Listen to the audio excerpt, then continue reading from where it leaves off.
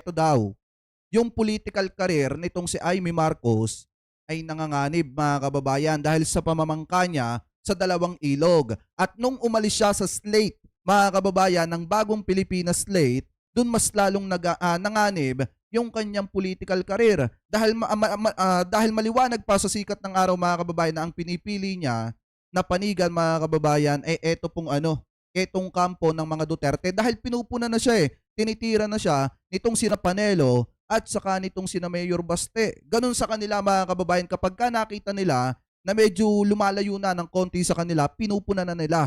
At dahil sa kakapuna, siguro di umano mga kababayan, dito kay Senator Amy Marcos, yun yung isa sa naging dahilan kung bakit siya bumitaw dito sa bagong Pilipinas slate mga kababayan.